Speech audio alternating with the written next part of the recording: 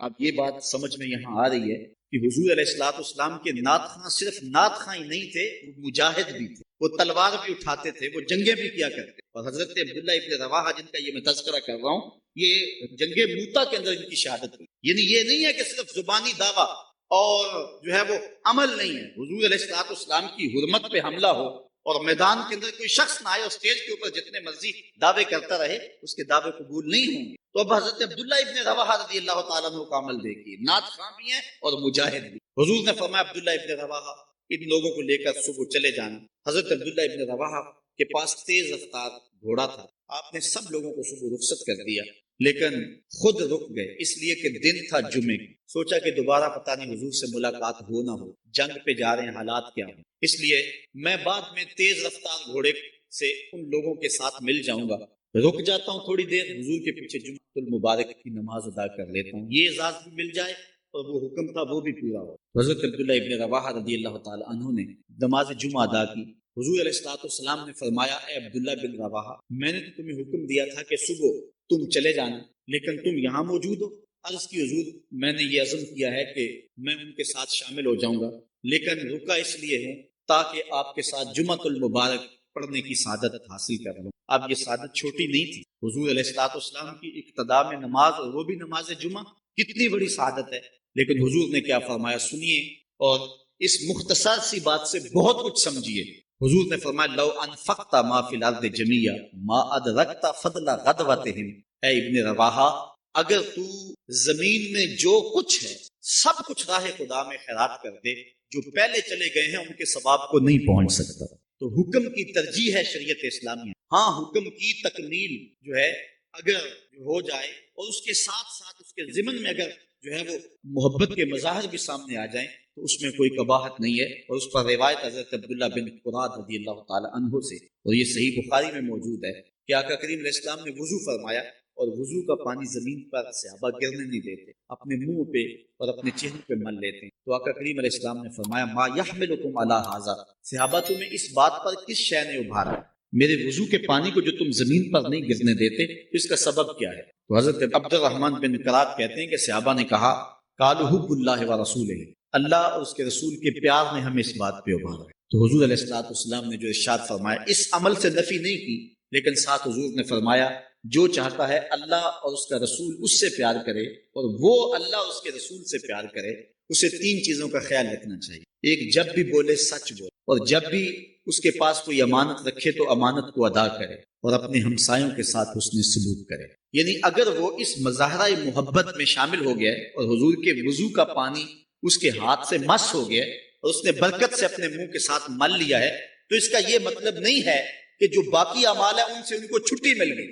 یہ مفہوم ہے اس حدیث کا. اگر کوئی بندہ محفل میلاد منعقد کر لیتا ہے، دیگر امور مستحبات کے ادا کرتا ہے، تو اس کا یہ مطلب نہیں ہے کہ اب نماز نہ پڑھے اس کو کوئی پرواہ نہیں ہے، وہ بخشا گیا ہے. جس طرح کہ آج کل ہمارے ثنا خاں جو ہے تاثر دیتے ہیں کہ جو محفل میلاد میں آ گیا وہ بخشا گیا. اللہ تعالیٰ چاہے اس کے لیے کوئی مشکل نہیں ہے، لیکن جو دین ہے اس دین کو ہلکا کرنے والی بات ہے. بلکہ آج کل تو ممبر و محراب پر جنت اور دوزخ کا مذاق اڑایا جائے. ایک بندہ کہہ رہا ہے کہ ہوئے تو کیڑی جنت کا کرنا ہے تذکرہ. میں نے کہا میاں اسی جنت کا جس جنت کے لیے حضور لمبے لمبے ہاتھ اٹھا کے دعا مانگا کرتے تھے اور فرماتے جب اللہ سے مانگو تو جنت الفردوس مانگو. اور ایک بولا کہ مجھے دیکھ کر جہنم کو بھی آئے پسینہ. ہمارے استاد فرمایا کرتے تھے بیٹے تیرے منہ میں آج طوطی بولتا ہے جو مرضی کہہ لے، یہ تو کل قیامت کے دن پتا چلے گا کہ پسینہ کس کو آتا ہے، تجھے آتا ہے یا جہنم کو آتا ہے. ایک بولا کہ قبر دا خوف دے دے کے لوکی مینو ڈرانے نے. لوگ کون ہے ڈرانے والے؟ تبشیر اور تنذیر یہ نبی کا منصب ہے، نبی کی شان ہے. مبشر اور نذیر یہ نبی کی شان ہے. حضور نے ڈرایا بھی ہے، حضور نے بشارت بھی دی، لیکن اس بات کا منبر پہ بیٹھ کر کے تمسخر اڑایا جا رہا ہے اور لوگوں کو بے عملی کی طرف لے جایا جا رہا ہے. اس لیے آپ اس بات پہ غور کریں، اس بات پہ توجہ کریں. قیامت کے دن یہ لوگ کام نہیں آئیں گے، یہ پلہ چھڑا جائیں گے اور کہیں گے کہ جو ہے وہ ہم نے ان کو نہیں کہا تھا. بلکہ جو بت جن کو لوگ پوچھتے ہیں اور جن لوگوں کی لوگ پرستش کرتے ہیں وہ بھی کل قیامت کے دن کہیں گے کہ ان کو عقل نہیں تھی، ان کو سمجھ نہیں تھی. تو وہ عذر مقبول نہیں ہوگا کہ ہم ان کے کہنے پہ جو ہے وہ پوجا شروع کی. اس لیے اگر کوئی شخص تمہیں عمل سے بے رغبت کرنا چاہتا ہے اور تبشیر و تنذیر کو تمہاری نظر میں ہلکا کر دینا چاہتا ہے اور تم اس کے اس انداز سے عبادت کو ہلکا سمجھنے لگ جاتے ہو تو کل قیامت کے دن کوئی عذر مسموع نہیں ہوگا. اللہ نے عقل دی ہے, اللہ نے سمجھ دی ہے.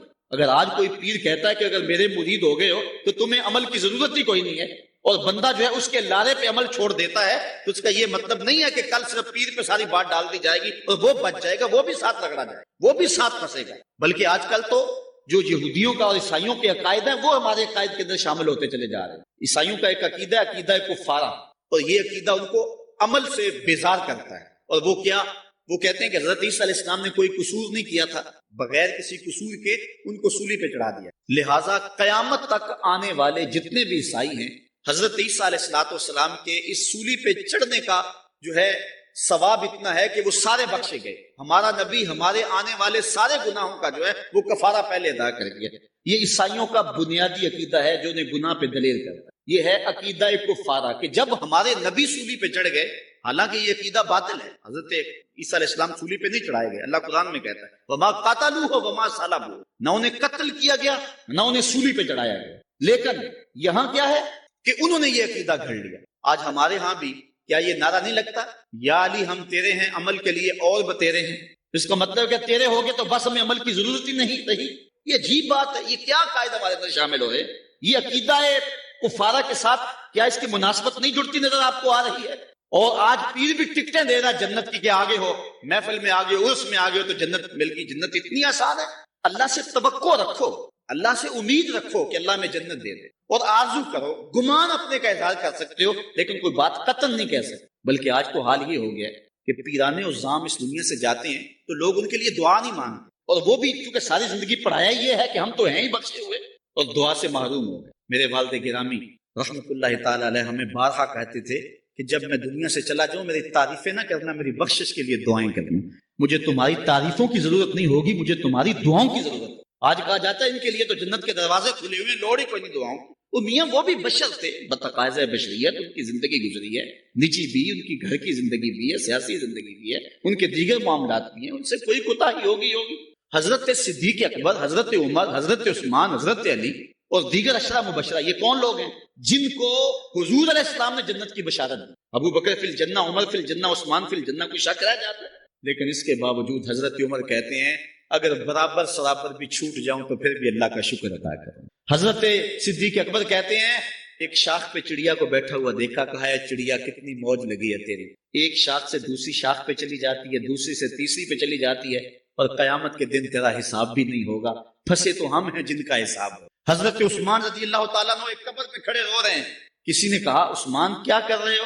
کہا حضور نے فرمایا آخرت کی پہلی منزل قبر ہے, اس لیے مجھے یہاں رونا آ رہا ہے. یہ وہ لوگ ہیں جن کو حضور کی زبان سے جو ہے وہ جنت کی بشارت ملی ہے, اور ہم صرف ایک محفل میلاد میں آ کے, ایک محفل نعت میں آ کے, ایک عرس میں شامل ہو کے, ایک پیر کے ہاتھ میں بیعت کر کے سمجھ جاتے ہیں کہ اب ہم بخشے گئے ہیں, عمل کی ضرورت ہی نہیں ہے. یہ جو بدعملی کی جو تحریک ہے, اس بدعملی کی تحریک کی اصلاح کی ضرورت ہے اور ہمیں عمل کی طرف جانا ہوگا.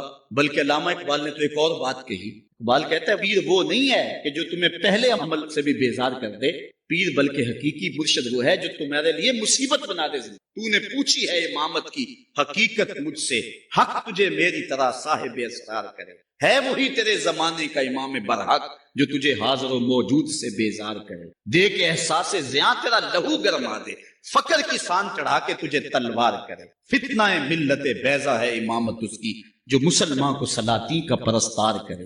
موت کے آئینے میں دکھلا کے رخ دوست تیرے لیے زندگی اور بھی دشوار کرے. اگر 5 نمازیں پڑھتا تھا اب تہجد پڑھنے کی عادت ہو. تہجد پڑھنے کی عادت تھی ساری رات قیام کی لطف نصیب ہو جائیں, یہ نہیں بے عملی کا درس. آج اس انداز سے لوگوں کی تربیت کی جا رہی ہے. صرف اپنا حلقہ بڑھانا کا چکر ہے کہ لوگ میرے حلقہ ارادت میں آ جائیں, لوگ اکٹھے کر لو, مجمع اکٹھا کر لو, مریدین کی تعداد بنا لو, متوسلین کا طبقہ بنا لو, اور لوگوں کے اندر فخر و مباحات کرتے پھرو کہ میرے اتنے مرید ہیں, میرے اتنے ماننے والے ہیں, اتنے لوگ میری تحریک اور تنظیم میں شامل ہیں. اور میاں یہ نہیں دیکھنا ہے, اللہ تعالیٰ یہ نہیں دیکھے گا کس کے ساتھ کتنے ہیں, اس کو 72 بھی قبول ہے لیکن حق پہ ڈٹے ہوئے. آج ہم لاکھوں کی بات کرتے ہیں لیکن ظلم ہے کہ پنپتا چلا جا رہا ہے, جبر ہے کہ بڑھتا چلا جا رہا ہے. اس لیے ہم نے اپنے آپ کو بھی مؤثر کرنا ہے اور عمل کی طرف جانا ہے. کل قیامت کے دن اللہ تعالیٰ عمل پوچھے گا, گو فضل اور اس کے کرم سے ہی بخشش ہوگی, لیکن عمل کرنے کے بعد اس کی فضل کی آس رکھیں۔ حضرت علی المرتضیٰ فرماتے ہیں عمل کے بغیر فضل کی آس سوائے دھوکے کے اور کچھ نہیں ہے۔ اس لیے آج کل یہ ایک جو رویہ ہے، یہ ایک جو صورتحال پیدا ہو چکی ہے، یہ انتہائی خطرناک ہے، اور اس چیز نے لوگوں کو بہت سارا بے عمل بنا دیا اور لوگ عمل گریز ہو گئے ہوئے، اور اس کے ساتھ پھر خرافات یہ جو شامل ہو چکی ہیں، اس نے معاشرے کو پیس کے رکھ دیا۔ جو مزارات پہ ہو رہا ہے ہم ڈٹ کے اس کا انکار کرتے ہیں، اللہ کے علاوہ کسی کے سامنے سجدہ جائز نہیں۔ کے ہر ہر گوشے میں قرآن سنا کر دم لینا، اب رکنا نہیں، اب تھمنا نہیں، فردوس میں جا کر دم لینا، آفاق کے ہر ہر گوشے میں قرآن سنا کر دم لینا، اب رکنا نہیں، اب تھمنا نہیں۔ اس لیے آج کل یہ ایک جو رویہ ہے، یہ ایک جو صورتحال پیدا ہو چکی ہے، یہ انتہائی خطرناک ہے، اور اس چیز نے لوگوں کو بہت سارا عمل بنا دیا اور لوگ عمل گریز ہو گئے ہوئے، اور اس کے ساتھ پھر خرافات یہ جو شامل ہو چکی ہیں، اس نے معاشرے کو پیس کے رکھ دیا۔ جو مزارات پہ ہو رہا ہے ہم ڈٹ کے اس کا انکار کرتے ہیں، اللہ کے علاوہ کسی کے سامنے سجدہ جائز نہیں۔ بلکہ ہمارے امام احمد رضا خان فاضل بریلوی نے لکھا ہے، آپ فرماتے ہیں کہ سجدہ قبول بالاتفاق حرام، اور طواف قبول بالاتفاق حرام، زیارت قبول بالاتفاق جائز ہے، بوسہ قبول مختلف فی ہے، احوط یہ ہے کہ نہ دیا جائے، یعنی بوسے سے بھی اگر گریز کر لیا جائے تو کسی کو کوئی اور شائبہ نہ ہو تو یہ بھی بہتر ہے۔ لیکن خیر بوسے کے بارے علماء قائل ہیں، اس پر دلائل بھی موجود، لیکن قبروں کے سامنے یوں ہی کھڑے ہو جانا اور کھڑے ہو کر کے یوں سر جھکانا یہ جائز نہیں ہے۔ علامہ اقبال کہتے ہیں کبھی تم نے دیکھا کوئی کتا بھی کسی کتے کے آگے سر جھکاتا ہو؟ یہ تو اس کو بھی پتا ہے کسی کے آگے سر نہیں جھکانا۔ حضرت مجدد کی تعلیم کیا تھی؟ یہی بات کہی تھی اکبر نے کہ سجدہ نہیں کرتے تو ساری جھکا دی، آپ نے فرمایا نہیں جھکاؤں۔ پھر اس نے آپ کو دربار میں بلوایا، سازش کی، دروازہ چھوٹا رکھا کہ حضرت مجدد الفسانی جب داخل ہوں گے تو سر جھکا کے تو گزریں گے تو کہوں گا لو سر جھکا ہی لیا، لیکن جن کے سر کو اللہ بلند کرے کون جھکا سکتا ہے؟ حضرت مجدد جب دروازے پہ پہنچے تو سمجھ گئے کہ یہ میرے لیے ایک جال بنا گیا ہے کہ جھکوں گا تو گزروں گا۔ آپ نے پہلے اپنی ٹانگیں داخل کی تو اقبال خراج پیش کرتا ہے، حاضر ہوا میں شیخ مجدد کی لہر پر، وہ خاک کے زیر فلک مطلع انوار، گردن نہ جھکی جس کی جہانگیر کے آگے، جس کے نفس گرم سے ہے گرمی احرار، وہ ہند میں سرمایہ ملت کا نگہبان، اللہ نے بر وقت کیا جس کو خبردار۔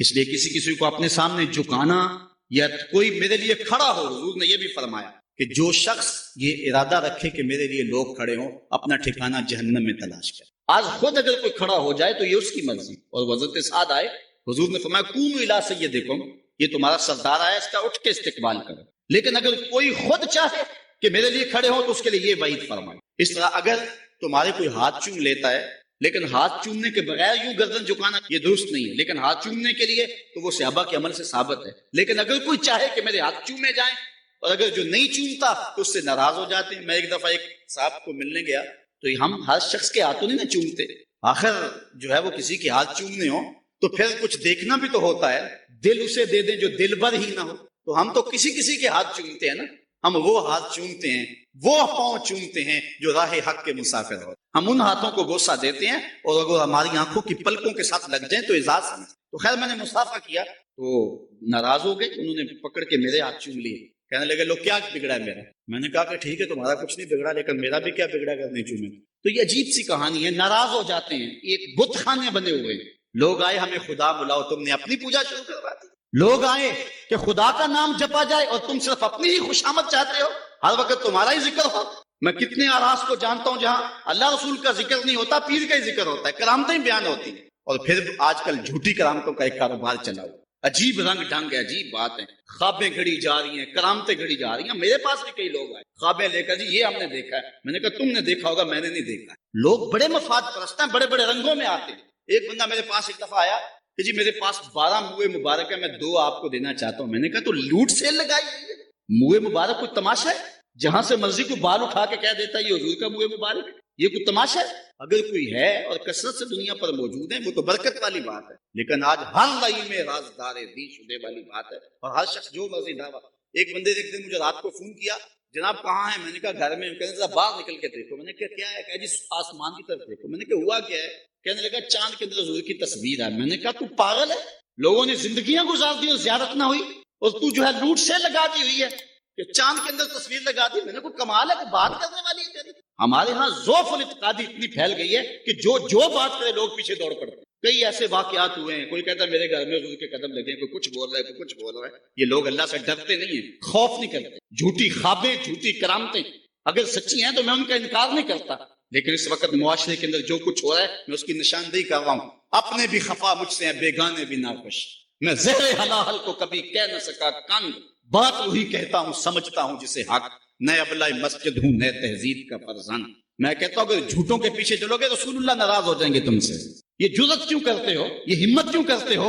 क्यों झूठे दावे करते हो? सच बोलो, तुम्हारे पीछे कोई लगे या ना लगे इसकी परवाह नहीं है। या अय्युहल्लज़ीना आमनु तक़ुल्लाह वक़ूलू क़ौलन सदीदा। अल्लाह फरमाता है ईमान वालों सीधी सीधी बात करो, फिर क्या होगा?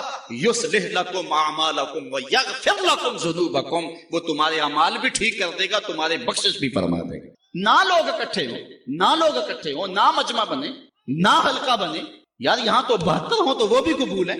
यहाँ मिकदार नहीं देखी जाती, यहाँ मयार देखा जाता है। सर नहीं गिने जाते, दिल गिने जाते हैं। यहाँ ये देखते हैं मत लोगों को जो है वो खिलौने दे के बहलाओ और लोगों की अकीदतों को लूटो और लोगों के साथ जुल्म करो, ज्यादती करो, अपनी आखिरत भी काली करो और लोगों की आखिरत भी काली करो। आप देखें दाएं बाएं, अपनी नजर रखें, निगहबा बन के जो अहले चमन की आबरू लूटे। चमन वालों अकीदत छोड़ दो ऐसे निगहबां की। कोई हक का मुसाफिर तलाश करो, चाहे उसके कपड़े फटे हुए हों, करामत उसकी ना हो सारी जिंदगी के अंदर, लेकिन मोहम्मद अरबी की गुलामी तो हो ना। हजरत शाह नक्शबंद बुखारी से किसी ने पूछा हुजूर आपकी कोई करामत? फरमाने लगे इससे बड़ी करामत क्या हो सकती है? इतने गुनाहों के बावजूद जमीन पे चल रहा हूं और जमीन मुझको धंसा नहीं लेती अपने अंदर। हमारे बुजुर्गों की तो कहानियां ये थी और आज थोक के हिसाब से करामतें दी जा रही हैं। आज के पीरों की इतनी करामतें, गौस पाक की भी इतनी करामतें बयान नहीं होती जिनकी इनकी करामतें बयान हो। धड़ाधड़ करामतें बयान कर रहे हैं। एक बंदे के यहाँ बच्चा पैदा हुआ और उसने ये शोर कर दिया कि ये रमजान के दिनों में दूध नहीं पीता, इसलिए कि हजरत गौस पाक भी नहीं पीते थे, वो भी पैदाइशी गौस थे और ये भी पैदाइशी गौस है और रमजान के दिनों में दूध नहीं पीता। अच्छा कोई 2-4 माह गुजरे तो उस गौस की माँ को तलाक दे के नई औरत से शादी कर ली। मैंने कहा कम से कम इतना तो ख्याल रखते, जिसने गौस जन्म दिया है उसको तो इज्जत से घर से रखते। तो ये क्या तमाशे हैं? क्या लोग बेवकूफ हैं? अब लोग समझने लगे हैं, लोग जो है वो इन वजह से फिर दूर दीन से होते हैं। नुकसान ये होता है, लेकिन मैं आपको कहता हूं दुनिया से हक नापैद नहीं हुआ। अगर मदारी घर मौजूद है, डाकू लुटेरे और चोर मौजूद हैं, तो हक का डंडोरा देने वाले भी इस धरती पे बसते हैं।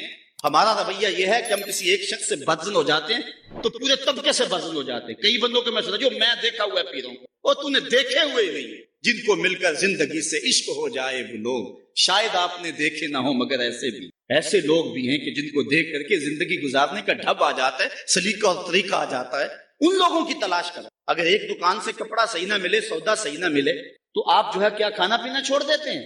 आपको पता पूरे शहर से मिठाई कहाँ से अच्छी मिलती है, आपको पता पूरे शहर से कपड़ा कहाँ से अच्छा मिलता है, आपको पता पूरे शहर में जो है वो फलां चीज अच्छी कहाँ से मिलती है। दीन भी ढूंढो कहाँ से खालिस मिलता है और कहाँ से ना खालिस मिलता है। उसके लिए मेहनत करनी पड़ेगी, झोली में यूं नहीं डाल दिया जाएगा। उसके लिए तुम्हें जाना पड़ेगा, कोशिश करनी पड़ेगी। हाँ, 1 से धोखा खाओगे, 2 से खाओगे, 3 से खाओगे, लेकिन जो तुम धोखा खाओगे तुम तो रब के नाम पे खाओगे। हजरत उमर रज़ी अल्लाह ताला अन्हु की आदत थी, जो गुलाम लंबी नमाजें पढ़ता उसको आजाद कर देते। गुलामों को समझ आ गई, लंबी नमाजें पढ़नी शुरू कर दी, आप आजाद कर। किसी ने कहा उमर तुम तो भोले आदमी हो, ये नमाजें अल्लाह के लिए नहीं पढ़ते, ये आजादी के लिए पढ़ते। तो हजरत उमर ने कहा ये मुझे अल्लाह के नाम पे धोखा देते हैं, मैं 100 बार खाने के लिए तैयार हूं। एक जगह से धोखा खाया, 2 से खाया, 3 से खाया, 4 से खाया।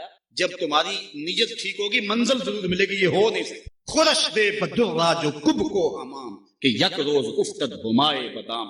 सादी कहते हैं चारा डालता जा, दाना डालता, कभी तितर आएगा, कभी मोर आएगा, कभी कबूतर आएगा, फिर एक दिन जिसको तू तलाश करता है वो हुमा भी तो आ ही जाएगा ना। इसलिए हक के सफर को ना छोड़ना, चलते रहना और राह हक की जो है मंजिल पर जो है वो इंशाल्लाह एक दिन जरूर गामजन होगे। बात लंबी हो रही है, ہم نے اپنی اصلاح ان سارے پوائنٹس میں کرنی ہے۔ میں آپ کو 4-5 باتیں خاص طور پہ ضرور عرض کرنا چاہتا ہوں۔ ایک، اپنے عقیدے کی اصلاح کریں، اس میں کوئی پل پلا پن نہ آنے دیں اور کوئی اس کے اندر کوئی نرمی نہ آنے دیں۔ جس شخص کے سینے میں حضور علیہ الصلوۃ والسلام کے لیے بغض دیکھیں، ایک لمحے میں اس سے جدا ہو۔ جس کے سینے میں، جس کی زبان پر صحابہ کے لیے کوئی نازیبا لفظ دیکھیں، ایک لمحے کے لیے اس سے جدا ہو۔ جو اہل بیت کو بھونکتا ہو، پرواہ نہ کریں اس کی، چاہے قریبی رشتہ دار کی۔ اولیاء اللہ کی عظمت جس کے سینے میں نہ ہو، اس کی دوستی کو ایک لمحے سے اپنے سے دور کر دیں۔ علامہ رومی کہتے ہیں کہ تا توانی دور شو از یار بد بدتر بود از مار۔ جتنی جلدی ہو سکتا ہے برے یار سے دور، کیونکہ برا یار برے سانپ سے بھی برا ہے۔ اس لیے سانپ لڑتا ہے تو جان جاتی ہے، یار لڑتا ہے تو ایمان جاتا ہے۔ اس لیے برے یار سے بچ، اپنی حفاظت کر، اپنے عقیدے کی اصلاح کر۔ اس کے بعد دوسری بات جو اہم ہے، والدین کو کبھی اذیت نہ دینا۔ یہ میں 5 باتیں آپ کو آخر میں گزارش کے طور پہ اور تاکید کے طور پہ، آج کے پیغام کے طور پہ دینا چاہتا ہوں۔ میری گفتگو اختتام کے مراحل پر پہنچ چکی ہے۔ باتیں تو بہت ساری تھی اور دکھڑے تھے، لیکن وقت زیادہ ہو رہا ہے۔ تو پہلی بات، عقیدے کی اصلاح کریں اور اس میں کوئی پل پلا پن نہ ہو۔ عقیدہ صحیح نہیں ہے تو کوئی عمل قبول نہیں، کوئی نیکی قبول نہیں، ہر شے برباد ہے۔ دوسری بات، اپنے والدین کی نافرمانی کبھی نہ کریں۔ امام راضی نے لکھا ہے کہ ایک گناہ ایسا ہے جس کی سزا آخرت میں تو ملتی ہی ملتی ہے، دنیا پر بھی ضرور ملتی، اور وہ والدین کی نافرمانی۔ اور ایک نیکی ایسی ہے جس کا فائدہ آخرت میں تو ہوتا ہی ہوتا ہے، دنیا میں بھی ضرور ہوتا ہے، اور وہ والدین کی فرما۔ نہیں تو نشان لگا لے اس شخص پہ جو والدین کا گستاخ ہے، ساری زندگی اس کو ذلیل ہوتے دیکھیں، اور اس شخص پہ بھی نشان لگا لے جو والدین کا فرما بردار ہے۔ زندگی میں آپ کو اس کی پگڑی کو کبھی جھکا ہوا نہیں دیکھیں گے۔ اللہ اس کی عزت کی حفاظت کرے گا۔ اور والدین کے لیے جو شخص روزانہ دعا کر دیتا ہے، میں نے کتب میں پڑھا ہے، ساری زندگی اس کے رزق میں بے برکتی نہیں آتی۔ اس لیے اپنے والدین کو راضی کرنا، عقیدے کی درستگی کے بعد اپنے والدین کو جا کے راضی کرنا۔ اگر کسی کے والدین ناراض ہیں، ہاتھ جوڑ کے معافی مانگنے میں کوئی شرم محسوس نہ کریں، پاؤں پکڑ لیں، منتیں کریں، ان کو راضی کر لیں۔ اللہ کی رضا والدین کی رضا میں، اور اللہ کی ناراضگی والدین کی ناراضگی میں۔ اور حضور علیہ السلام نے فرمایا 4 لوگ ایسے ہیں جن کو جنت میں جانے سے کوئی شے نہیں روک سکے۔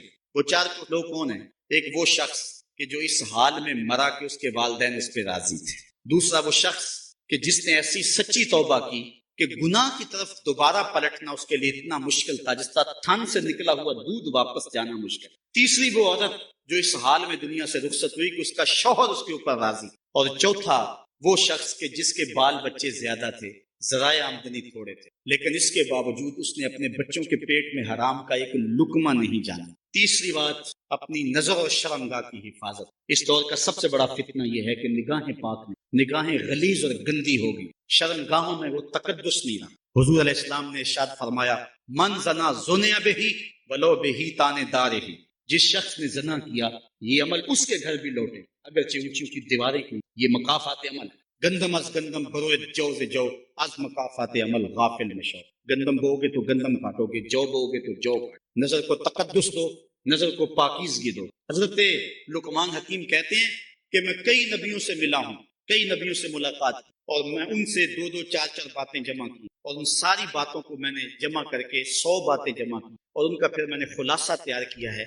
ان میں 8 باتیں الگ کی ہیں۔ ان 8 باتوں میں ایک بات یہ ہے، جب کسی کے گھر جاؤ تو نظر کو حفاظت میں رکھو۔ جس شخص کے مہمان بنو، جس کے گھر جاؤ، تمہاری نظر نہ بھٹکنے پائے۔ نظر اگر غیر محرم کو شہوت سے دیکھتی ہے، حدیث میں آتا ہے کل قیامت کے دن جہنم کی آگ سے بھر دی جائے، وہ سخت رسوا ہوگا۔ آج میڈیا کی آوارگی اور انٹرنیٹ پہ جو کچھ ہو رہا ہے، ٹیلی ویژن اور سینما جو بدتمیزی پھیلا رہے ہیں، اور موبائل پیکج جس طرح بے حیائی کے جو ہے وہ کیفیات پیدا کر رہی ہیں اور بے حیائی کو فروغ ہو رہا ہے، ہم اس کے خلاف پوری قوت کے ساتھ بند باندھیں۔ اپنی اولادوں کے ہاتھوں سے ناول چھین لو، ان کے ہاتھوں سے جو ہے وہ فلمیں چھین لو، ان کی خلوتوں پہ نظر رکھو اور ان کی حفاظت کرو۔ جس شخص کی نظر پاک نہیں ہے، اس کے من میں طہارت نہیں آ سکتی۔ دل پاک نہیں ہے، اس کو جو ہے وہ باطن کا نور نصیب نہیں ہو سکتا۔ وائے قوم کشتائے تدبیر غیر، کارے او تخریب خود تعمیر غیر، از حیا بیگانہ پیرانے کہم، نوجوانہ چو زنا مشغول تن۔ کتنی حکمت والی بات کہی اقبال نے۔ وہ اپنے دور کا دکھڑا سناتا ہے، جس دور سے ہم گزر رہے ہیں اب تو عجیب حال ہو گئے۔ اقبال کہتا ہے یہ جو میرا دور ہے، جوان تو جوان رہے، بوڑھوں کی نظروں میں حیا نہیں، از حیا بیگانہ پیرانے۔ بوڑھے لوگوں کی آنکھوں میں بھی اقبال کہتا ہے حیا نہیں رہا۔ نوجوانہ چو زنا مشغول تن، اور نوجوان عورتوں کی طرح اپنے تن کے ساتھ لگے ہوئے ہیں، اپنے تن کو سنوارنے میں ہر وقت کنگھی پٹی میں لگے ہوئے ہیں۔ یہ مردوں کا کام نہیں ہوتا، یہ دلیروں اور بہادروں کا کام نہیں ہوتا، یہ عورتوں کے وظیفے ہیں۔ در دل شاں آرزوها بے ثبات مردہ زائن آج بطون امہات، ان کے دلوں میں آرزویں کوئی اور ہی ہیں اور ماؤں کے پیٹوں سے مردہ جنم لے رہے ہیں۔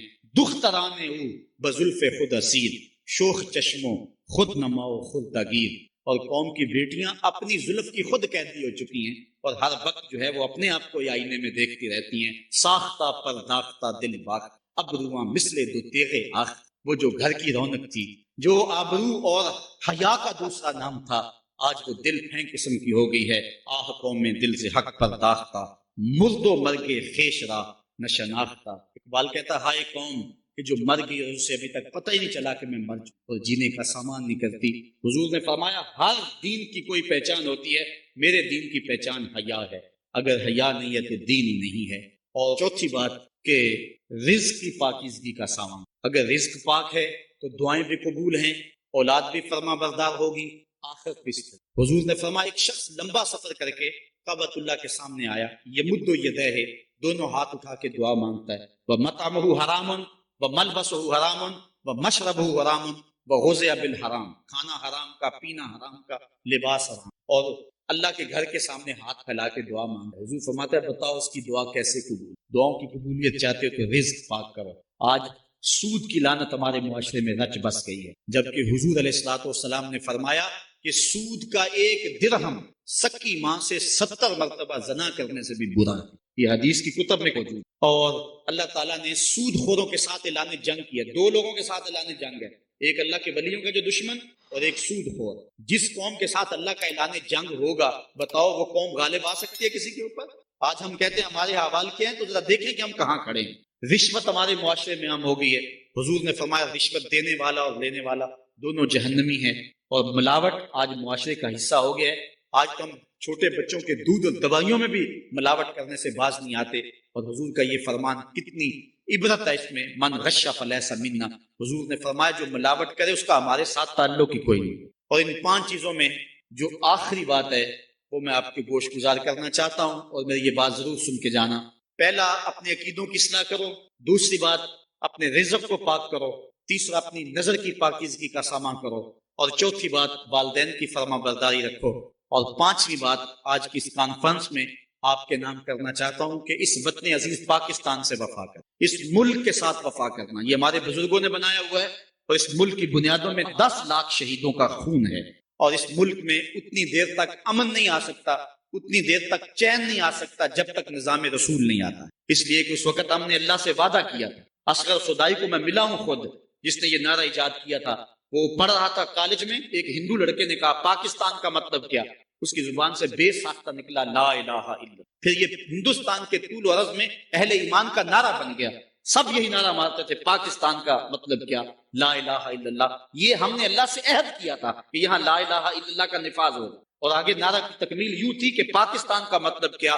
لا الہ الا اللہ۔ قانون شہادت کیا ہوگا؟ محمد الرسول۔ آج ہم نے غداری کیا اس نعرے سے، یہاں لا الہ الا اللہ کا نفاذ نہیں ہے، یہاں ہم امریکہ کو خدا مان کے بیٹھے ہوئے، ان کے آگے ہاتھ جوڑتے ہیں، واشنگٹن کو اپنا قبلہ کعبہ بنایا ہوا، اور اس کے نتیجے کے اندر ہم رسوا ہو رہے ہیں اور ہمیں مزید کار مذلت میں گرایا جا رہا ہے۔ ریمنڈ ڈیس والا کیس ہمارے سامنے ہے، ڈرون حملے ہو رہے ہیں، اور جو کچھ بھی ہو رہا ہے یہ آپ کے سامنے ہے۔ حکمرانوں کی بات چھوڑو تو وہ اس قابل ہی نہیں ہے کہ ان کا ذکر بھی کیا جائے۔ وہ جس گراوٹ میں چلے گئے ہیں، اللہ کی بارگاہ میں یہ دعا کرو کہ اللہ ہمیں کوئی غیرت مند، کوئی صالح حضرت عمر بن عبدالعزیز کا کوئی جانشینی عطا فرما۔ اور یہ ہمارا قصور ہے، میں حکمرانوں کو گالی دینے کی بجائے میں کہتا ہوں ہم اپنا محاسبہ کریں۔ کسی نے حجاج بن یوسف سے کہا تھا کہ تو نے حضرت عمر کا دور خلافت دیکھا ہوا ہے، ان جیسا انداز حکمرانی کیوں اختیار نہیں کرتا؟ تو اس نے 2 لفظی جواب دی، تبازن اتعمر لکم، کہا تم ابو ذر بن جاؤ میں عمر بن جاتا ہوں۔ اگر ہم ٹھیک نہیں ہوں گے تو پھر اوپر رحمتوں کے سائے نہیں ہوں گے، اور ہم کیا ہیں؟ ہم پتہ نہیں ہماری عقل کہاں چلی جاتی ہے۔ یہ جب الیکشن آتا ہے ڈگ ڈگی بجاتے ہیں، قوم پھر نعرے مارتی پھرتی۔ میں نے کہا یار ہم اتنے گئے گزرے ہیں، ان کمینہ صفت لوگوں کے نعرے لگائیں، یہ ہوتے کون ہیں کہ ہم ان کے نعرے لگائیں؟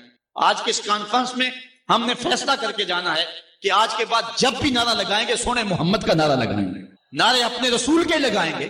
یہ ہوتے کون ہیں؟ یہ ملک کو لوٹنے والے، یہ خائن، یہ بدکار، یہ لائق ہیں کہ ہم ان کے نعرے لگائیں؟ پاکستان کے اندر ایک ایسا شخص بھی ہے جس نے ایک ٹی وی چینل پہ آ کے کہا، اسے جب سوال کیا گیا کہ جناب آپ شادی کیوں نہیں کرتے، تو اس نے کہا جس کو تازہ دودھ مل جائے اس کو گائے باندھنے کی کیا ضرورت ہے۔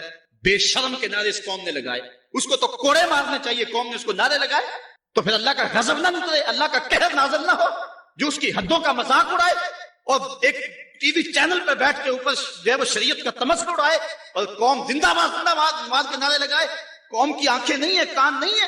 اللہ فرماتا علم نجعل لہ عینین ولسانا وشفتین وہدیناہ النجدین، ہم نے ایک نہیں دو آنکھیں دی ہیں، ایک کان نہیں دو کان دیے۔ کھول کے رکھو کان اور آنکھیں کھول کے رکھو اور تم دیکھو کون کہاں کھڑا ہے۔ ہم کہتے ہیں جی وہ نہیں تو چلو یہ صحیح، اس میں تھوڑے عیب ہیں، ہم کیوں چھوٹے بھی عیب کو اپنائیں؟ وہ بھی کل بڑا بن جاتا ہے جس نے ملک کی ایک پائی بھی لوٹی ہے، جس نے ملک کا جو ہے وہ ایک جو ہے چھوٹے سے معاملے میں بھی غداری کی ہے، جس نے مداحنت کی ہے، جو امریکہ کے سامنے کبھی ایک بار بھی گھٹنے ٹیک چکا ہے، ہمارا اس سے کوئی تعلق نہیں۔ غلام خواجہ گیتی پناہم کہ در دینش ملوکیت حرام از، اقبال کہتا ہے میں تو اس آقا کا غلام ہوں کہ جو بادشاہوں کو الٹ کے رکھ دیتا ہے۔ ہم بادشاہوں کو نہیں مانتے، ہم محمد عربی کے نظام کے دعوے دار۔ آپ دیکھیں اگر نعرہ لگانا ہے تو جو ہے وہ ایوانوں تک پہنچے، ان کو پتہ چلے کہ قوم بیدار ہو چکی ہے، یہ قوم کو ہم نے بے وقوف بنایا ہے اور ڈمرو بجاتے رہے ہیں قوم کے سامنے۔ میں نے سیالکوٹ میں کچھ باتیں کی تو کئی لوگ پریشان ہو گئے، پتہ نہیں اس نے الیکشن لڑنا ہے۔ میں نے کہا میں نے ممبری کیا کرنی ہے، اللہ نے مجھے رسول اللہ کا ممبر عطا کیا ہے، میں اس کو کیا سمجھتا ہوں، ہم اس کی پرواہ بھی نہیں کرتے۔ لیکن یہ بھی آپ کو بتاؤ ہم غیر سیاسی بھی نہیں ہیں۔ ادارت المصطفیٰ نے کبھی یہ نعرہ لگایا کہ ہم غیر سیاسی ہیں، ہم غیر سیاسی نہیں ہیں، ہم پورے سیاسی ہیں۔ کانت بنو اسرائیل یسوسونا ہم الانبیاء، بنی اسرائیل کے نبی ان کو سیاست سکھایا کرتے تھے۔ ہم بے خبر نہیں ہیں، ہم جو ہے ان حالات سے بے خبر، ہم کھلی آنکھوں سے دیکھ رہے ہیں اور ہم جانتے ہیں کہ اس ملک کا خیر خواہ کون ہے، اس ملک کا دشمن کون ہے۔ اور یہ موجودہ جمہوری انتخابی نظام جو ہے یہ اسلام سے میل ہی نہیں کھاتا اور اس سے کوئی تبدیلی نہیں آئے گی۔ 63 سال ہم نے ضائع کر دیے، اب ہم نے دیکھنا ہے، اٹھنا ہے، ہوش کرنی ہے اور اس ملک کے اندر مثبت انداز سے تبدیلی کا سوچنا ہے۔ حکمرانوں کے گریبان تک ہم نے پہنچنا ہے جو ملک کو لوٹتے ہیں۔ ہم نے اس کے لیے قوت کو جمع کرنا ہے اور پوری قوم کے اندر شعور بیدار کرنا ہے۔ یہ ملک کسی کے جہیز میں نہیں ملا، شہیدوں کے خون پر یہ ملک قائم ہوا ہے۔ پوچھو ان بوڑھوں سے جو آگ اور خون کا سمندر گزر کر کے آئے، وہ شخص آج بھی موجود ہے کہ جس شخص نے مجھے یہ کہانی خود سنائی، وہ کہتا ہے کہ ہم ایک کماد کے کھیت میں چھپ گئے سکھوں سے بچتے ہوئے اور وہ بیٹیاں اٹھا کے لے جاتے، تو ایک بچہ تھا کھیت کے اندر، گرمی کی وجہ سے وہ روتا تھا اور باہر سکھ تھے گزر رہے تھے، تو سارے اس کی ماں کی طرف گھور گھور کے دیکھنے لگے کہ یہ بچہ ہمیں پکڑوا دے گا، تو ماں نے اپنے ہاتھوں سے اس بچے کا گلا دبا۔ پاکستان یوں ہی نہیں بنا ہے، ماؤں کی گود سے بچے چھینے گئے اور کلپاں کی نوک پہ چڑھائے گئے اور پھر ان بچوں کو پٹک کے زمین پہ مارا گیا، ان کے پیٹ پھٹے، انتڑیاں پھیل گئیں۔ ماں نے کیا کہا؟ پاکستان کا مطلب کیا؟ لا الہ الا اللہ۔ آج وہ ماں نہیں پوچھے گی تم کو، آج وہ بچہ قیامت میں ان حکمرانوں کا گریبان نہیں کھینچے گا۔ وہ عورتیں جنہوں نے کنویں میں چھلانگے لگا لگا کے اپنی آبرو بچائی تھی، اور وہ عورتیں جن کی چھاتیاں کاٹ دی گئی تھی، اور وہ عورتیں جن کے بھائیوں کے سامنے ان کی آبرو ریزی کی گئی تھی، اور وہ بھائی جن کے ہاتھ باندھ دیے گئے ان کے سامنے ان کی جو ہے وہ بہن کی آبرو ریزی کی گئی تھی، آج وہ قبر میں تو ہے۔ کیا حکمران سمجھتے یہ قوم بدھو ہے؟ اگر قوم بدھو بھی ہے تو وہ شہید تم سے انتقام لیں گے۔ اللہ کا کوڑا برسنے والا ہے تمہارے اوپر، چھوڑ دو اس ملک کی جان، اس ملک کو محمد عربی کے غلاموں کے سپرد کرو۔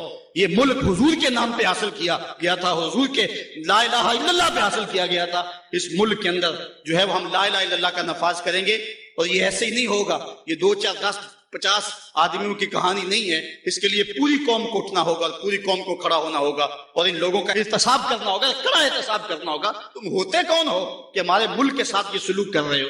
امریکہ کے نیچے بیچ ہی گئے، یار کوئی غیرت بھی ہوتی ہے، کوئی حال بھی ہوتا ہے۔ سگ وزیرو گرگ میرو بوشرا درباں شبد این ارکان سلطنت ملک را ویراں کنند۔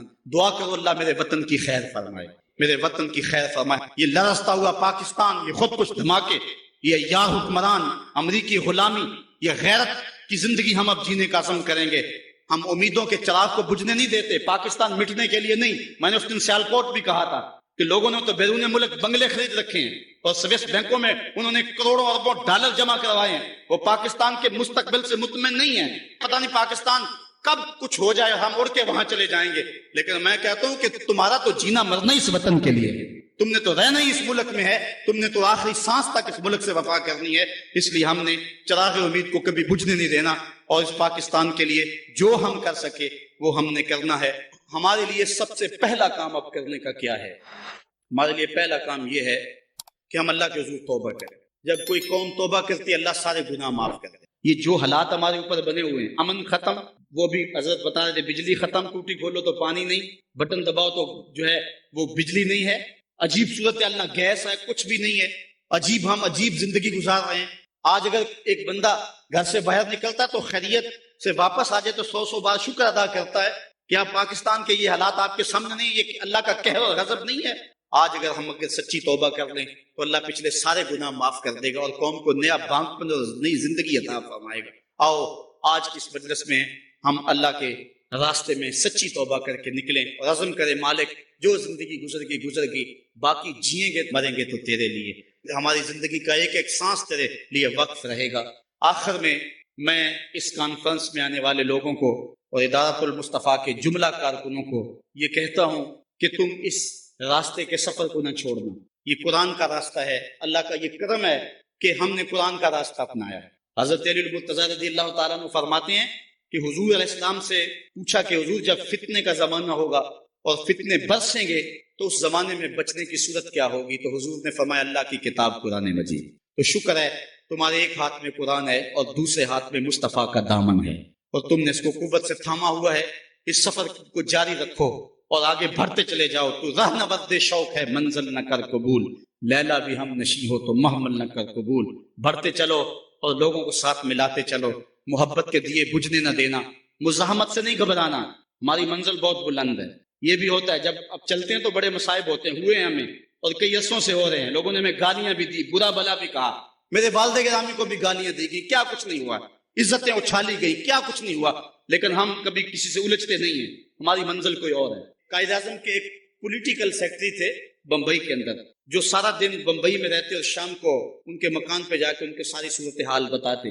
تو ایک دن شام کو کھانے پہ بیٹھے تو انہوں نے سارے دن کی ڈائری بیان کی، تو ایک واقعہ انہوں نے سنایا۔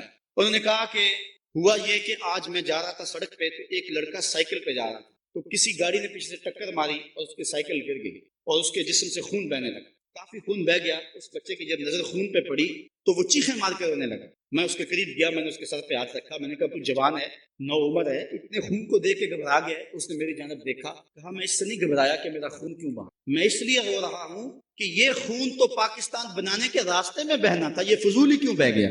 تو یہ بات جب قائد اعظم کو سنائی تو وہ کہتے ہیں کہ قائد اعظم اٹھ کے کھڑے ہو گئے اور کہنے لگے اب پاکستان بننے کو کوئی شے نہیں روک سکتی جب لوگوں کے جذبے یہ ہوں۔